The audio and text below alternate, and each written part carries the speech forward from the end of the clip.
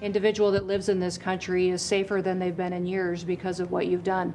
We've got 3 months in a row now with 0 illegal aliens coming into this country. 0 illegal aliens coming into the country. That was Kristi Noem, Homeland Security Secretary. And I know why this has all been a success. It's because of you, Tom Homan, and President Trump, and Kristi Noem, and a lot of other people. But you were the heart and soul of this operation, as the borders are. Congratulations on a continuing excellent job. How does it feel? Well, look, I'll give the credit to President Trump for his, out-of-the-box thinking as usual, the executive orders, ending catch release, putting the safe third countries back in place, and remain in Mexico, and the men and women of the Border Patrol. The men and women wearing that uniform that I wore over 40 years ago. Those men and women stood out in line 24/7. They got beat up for 4 years, dealing with millions of illegal aliens coming to the border, and they had to release them per the last administration's directive.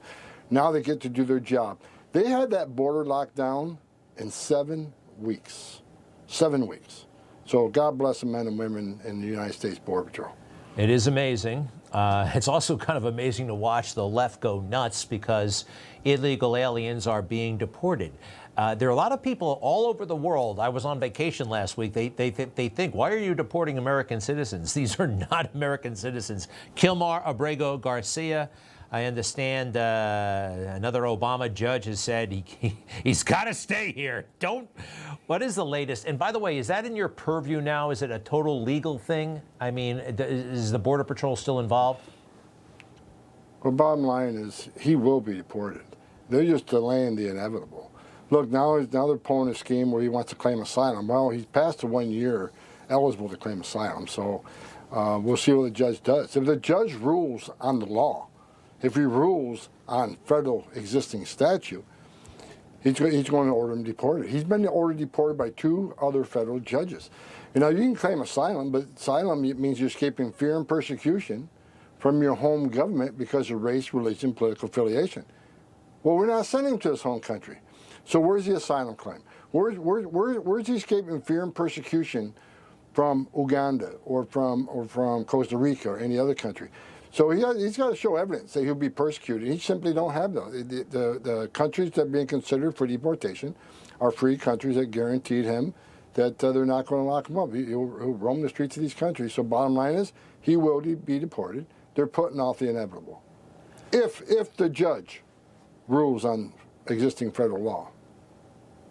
Let me ask you this. What about this Uganda thing?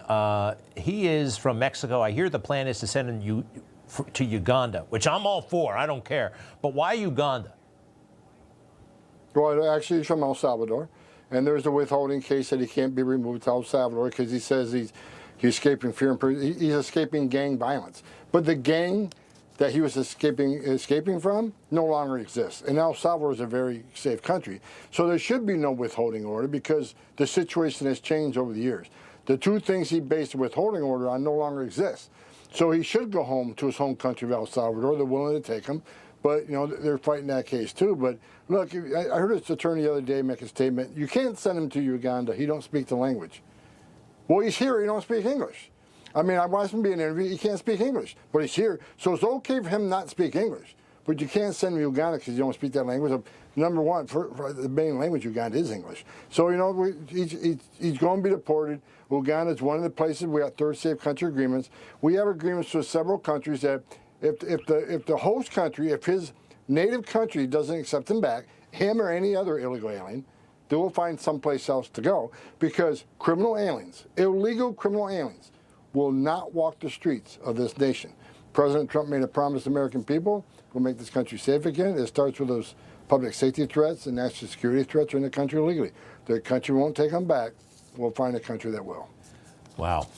Hey, speaking of making America safer in a real way, I saw the mayor of Washington, D.C., who was kind of grumbling about the federal support. Listen to what she had to say. I'm sure you're familiar with this, but this is Muriel Bowser not too long ago. Cut 3, please. We greatly appreciate the surge of officers that enhance what MPD has been able to do in this city. We know that when carjackings go down, when use of gun goes down, when homicide or robbery go down, neighborhoods feel safer and are safer. So this surge has been important to us for that reason. Hey, that is that's kind of awesome.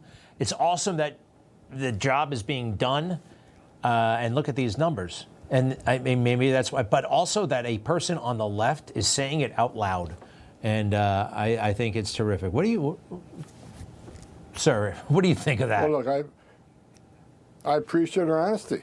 I wish Gavin Newsom and Mayor Bass in Los Angeles were honest, because we took a lot of public safety threats off the street of Los Angeles and made that safer. We've taken hundreds of public safety threats off the streets of Chicago. So that mayor should be thinking this. We've taken thousands of public safety threats out of the city of New York. So all these sanctuary cities should be thanking President Trump. We're making their streets safer every day.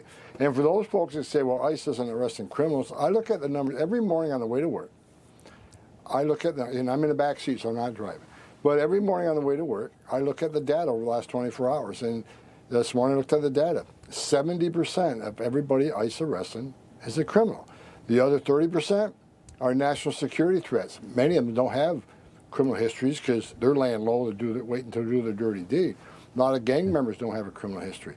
And plus we're arresting a lot of fugitives. People, illegal aliens who had due process at great taxpayer expense. And a federal judge said you must leave and be deported, but they didn't leave. We're looking for those people too. So we are doing exactly what President Trump committed to doing, prioritizing public safety threats and national security threats, and the data proves it, despite what the left side media is saying. Tom Homan, awesome. We're so grateful. The border czar, President Trump's man. We appreciate it. Thank you, and let's talk again soon. All right? You got it. Thanks for having me. You bet.